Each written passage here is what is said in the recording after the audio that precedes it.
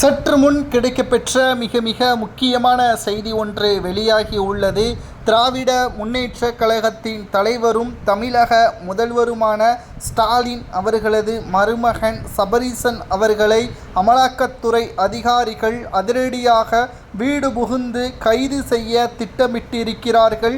2021 சட்டமன்ற தேர்தலில் சபரீசன் வகுத்து கொடுத்த திட்டத்தின் அடிப்படையில்தான் ஸ்டாலின் அவர்கள் வெற்றியடைந்ததும் குறிப்பிடத்தக்கது.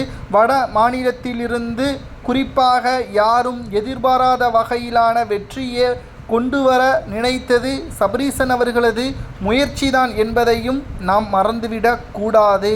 ஏனென்றால் செந்தில் பாலாஜி அவர்கள் திமுகவில் இணைந்து விட்டார். தமிழகத்தில் எந்த ஒரு இடத்திலும் திமுகவின் பெருமை மட்டும் பேச வேண்டும், திமுகவிற்கு எதிர்ப்புகள் இல்லாத இடமாக பார்த்து பிரச்சாரங்கள் மேற்கொள்ள வேண்டும் என்று பிரசாந்த் கிஷோர், வடமாநிலத்திலிருந்து வரவழைக்கப்பட்ட பிரசாந்த் கிஷோர் அவர்கள் போட்டு கொடுத்த திட்டத்தின் காரணமாகத்தான் அதிமுக 3.5% வித்தியாசத்தில் தோற்கப்பட்டது. இப்பொழுது உதயசூரியன் அவர்களுக்கும் சிக்கலாக மாறிவிட்டதற்கு காரணம் தமிழக வெற்றி கழகத்திற்கு பிரசாந்த் கிஷோர் அவர்கள் சென்றுவிட்டார்.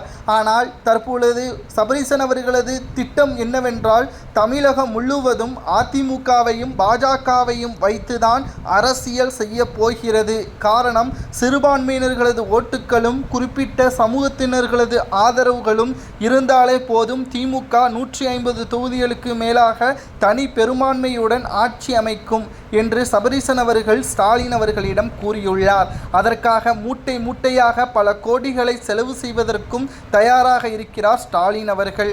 ஆனால் அதை நடத்த விடாமல் அமலாக்கத்துறை அதிகாரிகள் ஜி2 நிறுவனம், அதாவது சபரீசன் நடத்தி வரக்கூடிய ஜி2 நிறுவனத்தில் பல ஊழல்கள் நடைபெற்றதாக கூறி அமலாக்கத்துறை அதிகாரிகள் 2 முறை அமலாக்க ரைடு நடத்தியிருக்கிறார்கள். அதன் ஆவணங்களை வைத்து இன்று இரவிற்குள் விசாரணையே தொடங்க உள்ளார்கள். இந்த விசாரணை இறுதி கட்டத்தை எட்டி குற்றவாளி என்று கருதினால் நேரடியாக டெல்லிக்கு செல்வார்கள்.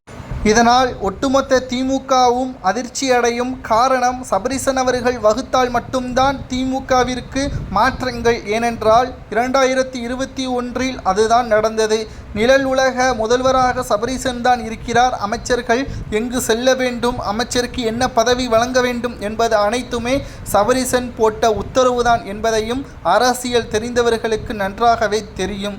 ஆனால் சபரீசன் அவர்களது கைது நடவடிக்கை உறுதி செய்யப்பட்டால் ஸ்டாலின் 2 கைகளும் கட்டப்பட்டது போல்தான் மாறிவிடும் என்றும் அரசியல் வட்டாரங்களில் பேசப்படுகின்றன.